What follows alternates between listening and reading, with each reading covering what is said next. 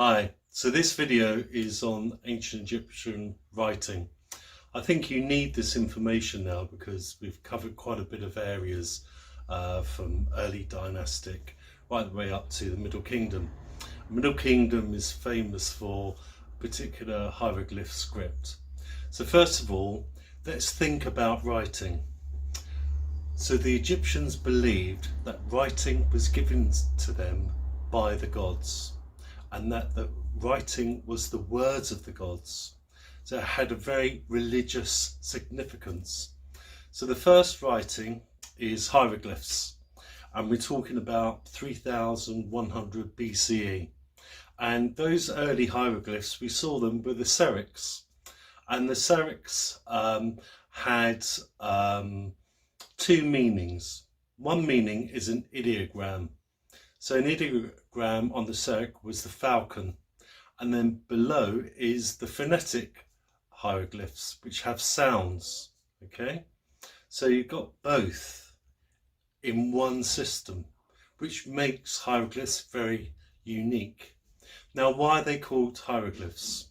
Well, hieroglyphs is what the Greeks called them, and hieroglyphs means sacred carvings. So the Greeks identified that these were the words of the gods. It did have a lot of religious significance for the ancient Egyptians.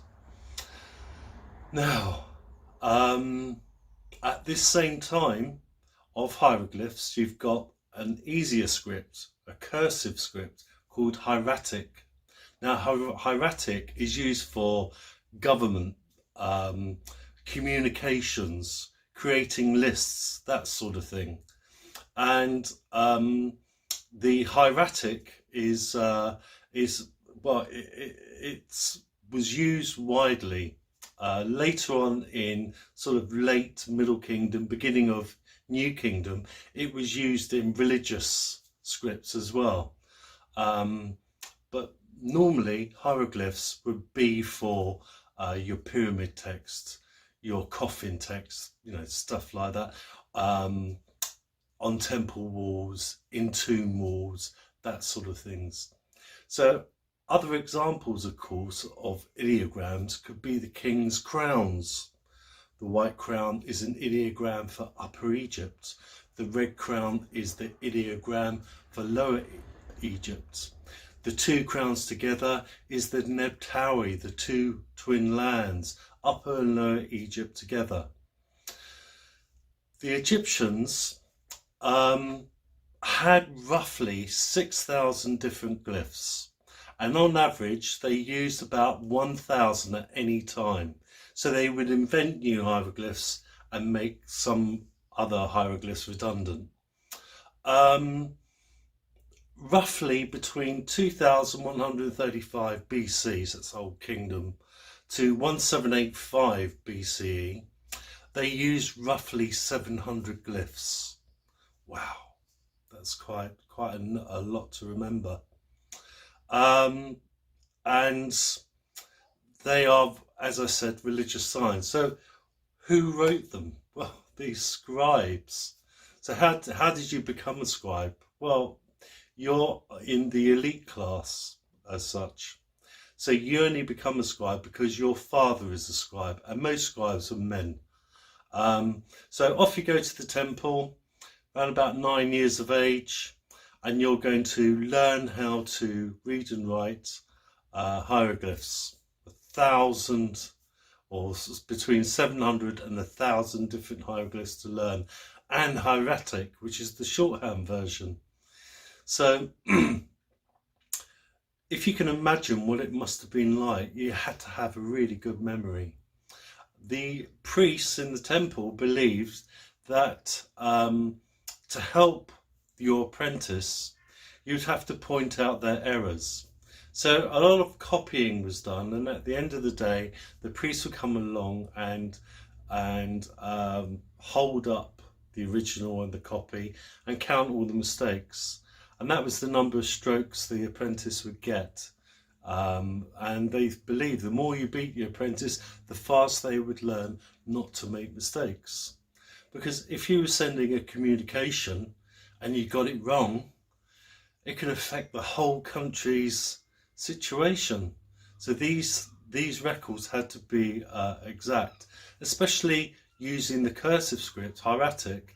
If you're out setting taxes on these farmers and you get it wrong, the farmer could be beaten unnecessarily, and there would be shortages, unaccounted produce.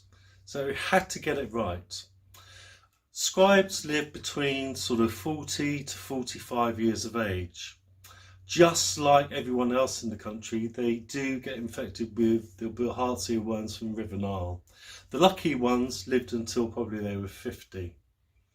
Okay, so you've got early dynastic, the birth of hieroglyphs and the cursive script. Then in the Old Kingdom, the hieroglyphs changed to what Egyptian archaeologists who work in this field call Old Egyptian. So the first form of writing, we call it archaic because it's very basic and it's just kings' names and labels and places. So there's not a lot of information. But in the Old Kingdom, that's when you've got the pyramid text. So that's called Old Egyptian. Then when we move into the Middle Kingdom, it changes, it becomes more sophisticated with the use of ideograms and phonetics. Side by side, a lot more is thought about it, and you have determinatives as well. So a determinative could be a male person or female person with writing next to them. So it will be that person, but let's say Ptah Hepshef. So Ptah Hepshef would become the determinative for the writing. Okay. Then when you get into the second intermediate period, you have another script because the hieroglyphs are changing all the time. They're maturing, and it's called Classical Middle Egyptian. And Classical Middle Egyptian stayed with Egypt until the Eastern Empire in 394 AD.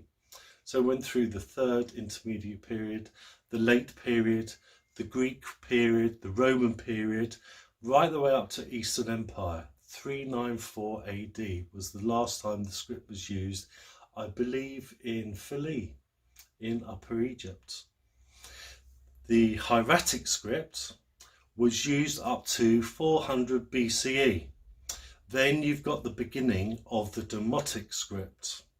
So the Demotic script is like a northern form of Hieratic, used mainly in the Delta area. But that didn't last long. The Demotic script was superseded by the Coptic script, and the Coptic script was 400 AD. So Demotic lasted for roughly 800 years. And Coptic is the Greek alphabet with 7 letters from the Demotic script. And it survives today in Egypt. It's the Egyptian Christians are Copts, and they use Coptic in Egypt today. And it's fused with a little bit of Arabic as well. Okay, because obviously the majority of people in Egypt are Arab speakers. So yes, what's interesting though is the Greek originates from hieroglyphs, and I'll tell you about that when we cover the Phoenicians. So hopefully that's going to give you a lot of information in your understanding of hieroglyphs. So hieroglyphs is mainly for religion, and the shorthand version, the hieratic, is mainly to do with government. But it was used during the New Kingdom, late Middle Kingdom, New Kingdom, for private funeral texts. So remember those coffin texts where you need your map and your magical spells to defeat the monsters? A lot of those were written in hieratic on papyrus paper. So we can only assume that certain scribes worked for the government, but did work on the side, private jobs as well, for rich individuals in Egypt. Okay, well, there we are. Thanks for listening. Hope it was informative. Please press your subscribe button. All helps. And I'll see you real soon. Bye for now.